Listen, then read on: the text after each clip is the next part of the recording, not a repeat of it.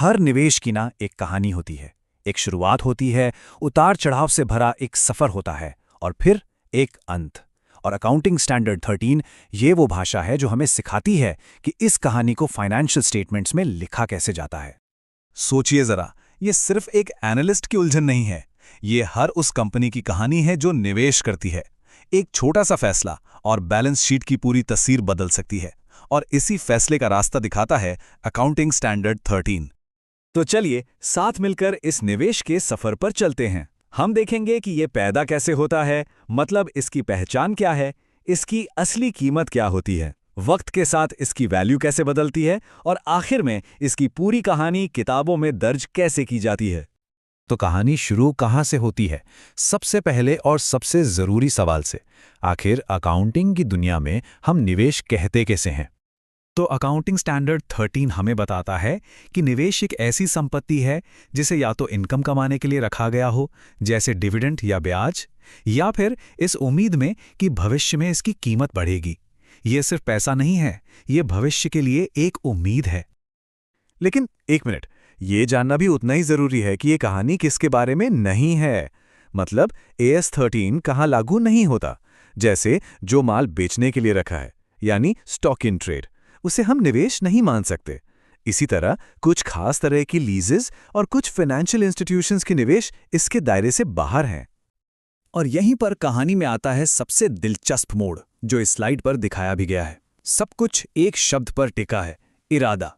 क्या ये एक शॉर्ट टर्म रोमांस है जिसे एक साल के अंदर ही कैश में बदलना है, तो ये करंट इन्वेस्टमेंट है, या फिर ये एक गंभीर रिश्ता है जिसे लंबे समय तक साथ निभाने का इरादा है, तो ये लॉन्ग टर्म इन्वेस्टमेंट है। बस यही फर्क है। ठीक है, तो हमने अपनी संपत्ति को पहचान लिया है, उसका इरादा भी समझ लिया है। अब कहानी के अगले पड़ाव पर चलते हैं। इसकी असली कीमत आखिर है क्या? अक्सर हम सोचते हैं कि किसी चीज की कीमत बस वही है जो हमने उसके लिए चुकाई, पर निवेश की दुनिया में ऐसा नहीं है। इसकी असली लागत में वो सारे खर्चे भी जुड़ते हैं जो उसे खरीदने में लगे, जैसे ब्रोकरेज, फीस, ड्यूटीज। इन सबको जोड़ने के बाद ही उसकी असली लागत निकल कर आती है। ये स्लाइड इसे बहुत साफ साफ दिखाती है। जरा बाईं तरफ देखिए, लागत में क्या क्या जुड़ रहा है, जैसे ब्रोकरेज फीस, और अगर कोई राइट शेयर खरीदा है तो उसकी लागत। और फिर दाईं तरफ वो चीजें हैं जिन्हें हम लागत से घटाते हैं, जैसे निवेश खरीदने से ठीक पहले का मिला हुआ कोई ब्याज या डिविडेंड। और यहीं पर कहानी में एक छोटा सा लेकिन बहुत जरूरी ट्विस्ट है। मान लीजिए आपने कोई निवेश खरीदा और उसके साथ आपको पिछला कोई ब्याज या डिविडेंड भी मिल गया, तो अकाउंटिंग स्टैंडर्ड कहता है कि ये आपकी इनकम नहीं है, ये तो आपकी लगाई हुई लागत का ही एक हिस्सा है जो आपको वापस मिल गया है। इसलिए इसे लागत से घटा दिया जाता है। तो निवेश खरीद लिया गया, उसकी लागत भी तय हो गई। लेकिन कहानी यहां खत्म नहीं होती। आप देखते हैं कि बैलेंस शीट में इसकी कहानी कैसे आगे बढ़ती है।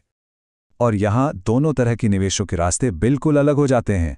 जो करंट इन्वेस्टमेंट्स हैं, यानी शॉर्ट टर्म वाले, उन्हें हमेशा उनकी लागत या बाजार मूल्य जो भी कम हो उस पर दिखाया जाता है, जबकि लॉन्ग टर्म इन्वेस्टमेंट्स को उनकी लागत पर ही रखा जाता है, जब तक कि उसकी वैल्यू में कोई स्थायी यानी परमानेंट गिरावट ना आ जाए।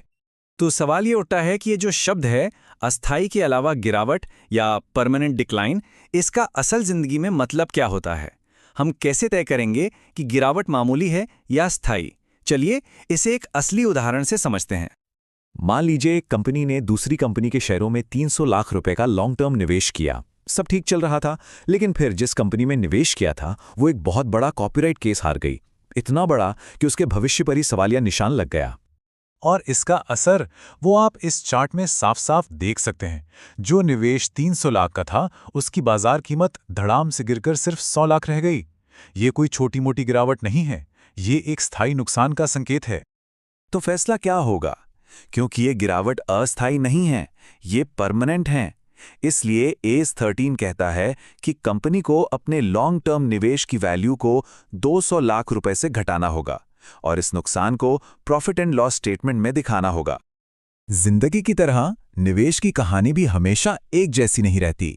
कभी कभी इरादे बदल जाते हैं। तो चलिए देखते हैं कि जब एक निवेश का किरदार उसका इरादा बदलता है तो क्या होता है। ये स्लाइड इन नियमों को बहुत आसानी से समझाती है। जब एक गंभीर रिश्ता यानी लॉन्ग टर्म इन्वेस्टमेंट अब शॉर्ट टर्म बन जाता है, तो ट्रांसफर के दिन उसकी वैल्यू, उसकी लागत और मौजूदा बुक वैल्यू में से जो भी कम होगी वो मानी जाएगी। और जब उल्टा होता है, यानी करंट से लॉन्ग टर्म में जाते हैं, तो वैल्यू लागत और बाजार मूल्य में से जो भी कम हो उस पर तय होती है। और फिर आता है कहानी का आखिरी अध्याय, जब निवेश को बेच दिया जाता है। नियम बहुत सीधा है।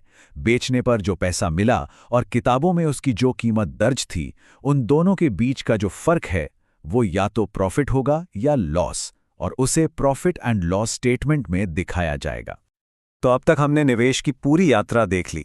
अब सबसे आखिरी में सवाल आता है, इस पूरी कहानी को दुनिया के सामने यानी फाइनेंशियल स्टेटमेंट्स में सही तरीके से पेश कैसे किया जाए?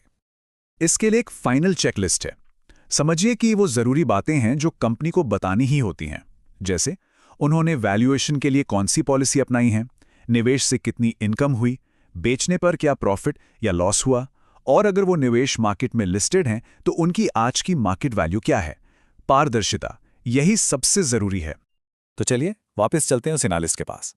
रात के 12 बजे। क्या अब भी उसके लिए वो सिर्फ एक नंबर है? शायद नहीं। अब हम जानते हैं कि उसका सवाल सिर्फ करंट या लॉन्ग टर्म के बीच का चुनाव नहीं था।